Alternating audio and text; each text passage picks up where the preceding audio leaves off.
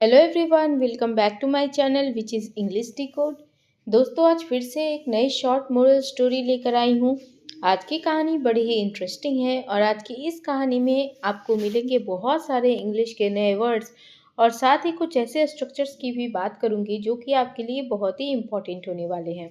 तो चलिए बिना किसी देरी के शुरू करते हैं और सबसे पहले देखते हैं हम हमारी स्टोरी का टाइटल जो कि है द माइजर। देखिए, माइजर का मतलब होता है कंजूस। ये एक एडजेक्टिव है और जिसे हम बोल सकते हैं ही इज अ माइजर मैन, मतलब वह एक कंजूस आदमी है। क्या है कहानी, चलिए देखते हैं। Once a miser went to the city to meet his friend. देखिए, वंस यानी कि एक बार, a miser went to the city, एक कंजूस शहर में गया। देखिए, वेंट का मतलब जाना होता है और ये गो का सेकेंड फॉर्म है, जिससे ये वाक्य कौन से टेंस का हो गया, सिंपल पास्ट का, सब्जेक्ट प्लस V2। तो एक कंजूस शहर गया टू मीट हिज फ्रेंड, अपने दोस्त से मिलने के लिए। मीट का मतलब होता है मिलना। The माइजर्स friend thought. देखिए, माइजर के दोस्त ने सोचा, थिंक, थॉट। थॉट क्या है, थिंक का सेकेंड फॉर्म है। Of teaching him a lesson, एक सबक सिखाने के लिए। देखिए, लेसन का मतलब यहाँ पे सबक हुआ।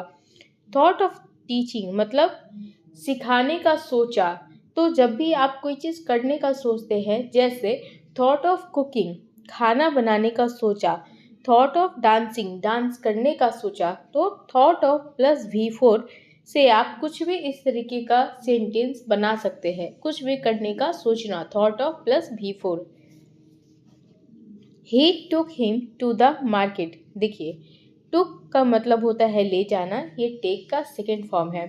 ही टुक हिम मतलब वह उसे ले गया, टू द मार्केट, बाजार, एंड सेड, कहा, you can wish to eat anything and I will get it for you. अब देखिए, यू कैन विश मतलब तुम कोई भी इच्छा बता सकते हो। कैसी इच्छा, टू ईट खाने की इच्छा, एनीथिंग यानी कि कुछ भी, तुम कुछ भी खाने की इच्छा बता सकते हो। आई will get it for you, मैं तुम्हारे लिए वो लाऊंगा। देखिए, आई विल गेट इट मतलब मैं लाऊंगा। अब ये कौन से टेंस का वाक्य है, तो ये है फ्यूचर इंडेफिनिट टेंस का वाक्य।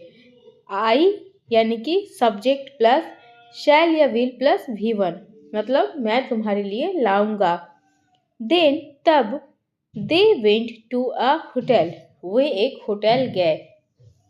द फ्रेंड आस्क, दोस्त ने पूछा,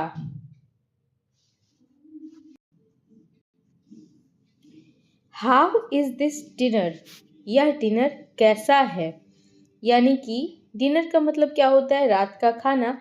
तो हाउ इज दिस डिनर, रात का खाना कैसा है। The hotel owner replied, hotel के ओनर ने रिप्लाई किया। देखिए, ओनर का मतलब होता है मालिक, किसी भी जगह का मालिक को ओनर बोलते हैं इंग्लिश में। तो होटल के ओनर ने रिप्लाई किया यानी कि जवाब दिया, as tasty as sweets sir. देखिए, एज टेस्टी एज स्वीट्स का क्या मतलब हुआ, मिठाई के जितना स्वादिष्ट। टेस्टी यानी कि स्वादिष्ट और स्वीट्स यानी कि मिठाई या फिर मीठा। तो मिठाई के जितना स्वादिष्ट। Then let us have sweets, the friend said. तो दोस्त ने क्या कहा, देन तब, लेट अस हैव स्वीट्स, तब हमें मिठाइयाँ खानी चाहिए। देखिए, इस तरीके से जब हम किसी को बोलते हैं तब हमें मिठाइयाँ खानी चाहिए या फिर तब हमें बाजार चलना चाहिए, है ना। हम लोग इस तरीके का सजेशन देते हैं कि तब हमें ये काम करना चाहिए, तब हमें वो काम करना चाहिए। तो इस तरीके से आप लेट अस से बना सकते हैं सेंटेंसेस को। लेट अस हैव स्वीट्स, तब हमें मिठाइयाँ खानी चाहिए।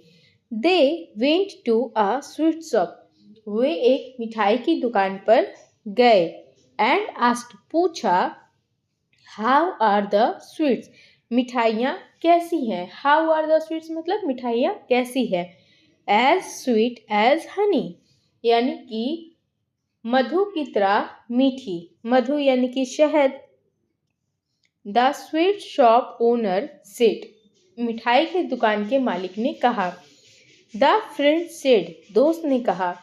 Late us have honey then, तब हमें मधु खाना चाहिए। देखिए, हैव का मतलब होता है खाना।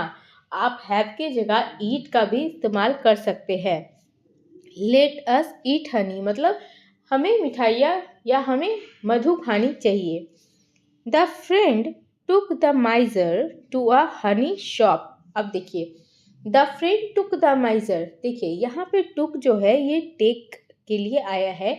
टुक टेक का सेकेंड फॉर्म है जिसका मतलब होता है ले जाना। द फ्रेंड, दोस्त लेकर गया किसे? द माइजर को, कंजूस को। कहाँ लेकर गया? टू अ हनी शॉप, एक मधु की दुकान पर। एंड आस्क्ड, पूछा।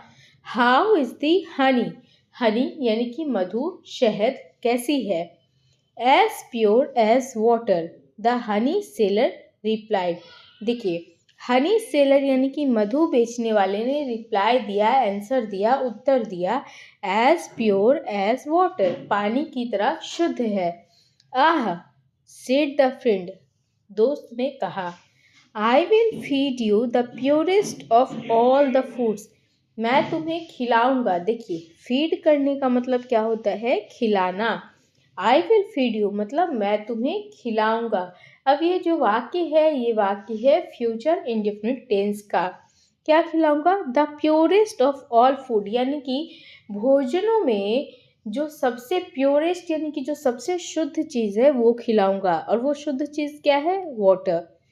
So the माइजर was offered several pots full of water instead of food. अब देखिए, सो द माइजर वॉज ऑफर्ड, यानी कि माइजर को, कंजूस को क्या ऑफर किया गया? Several pots full of water मतलब बहुत सारे मटके पानी से भरे हुए। इंस्टेड ऑफ फूड यानी कि भोजन के बदले। देखिए, इंस्टेड ऑफ समथिंग मतलब किसी चीज़ के बदले। यहाँ पे लिखा है इंस्टेड ऑफ फूड मतलब भोजन के बदले। तो माइजर को यानी कि कंजूस को भोजन के बदले बहुत सारे मटके भरकर पानी ऑफर किया गया, यानी कि उसको दिया गया। आफ्टर दिस, इसके बाद, the miser lift the habit of miserliness forever. After this मतलब इसके बाद, द माइजर कंजूस, लिफ्ट द हैबिट मतलब आदत छोड़ दिया। देखिए, जब भी हम कोई आदत छोड़ते हैं तो इंग्लिश में हम उस आदत को लिफ्ट करते हैं, यानी कि उस आदत को छोड़ते हैं। तो कंजूस ने लिफ्ट द हैबिट यानी कि आदत को छोड़ दिया। किस आदत को? माइजरलीनेस मतलब कंजूसी। जैसे कंजूस को इंग्लिश में माइजर बोलते हैं, उसी तरह कंजूसी को इंग्लिश में माइजरलीनेस बोलते हैं। तो उसने कंजूसी की आदत को छोड़ दिया। फॉर एवर मतलब हमेशा के लिए। तो दोस्तों, ये थी आज की कहानी। यदि आपको इस कहानी से कुछ सीखने को मिला हो तो प्लीज़ इसे अपने दोस्तों के साथ शेयर कीजिए। मेरे चैनल को सब्सक्राइब कीजिए। आज के लिए बस इतना ही, मिलते हैं नेक्स्ट वीडियो में।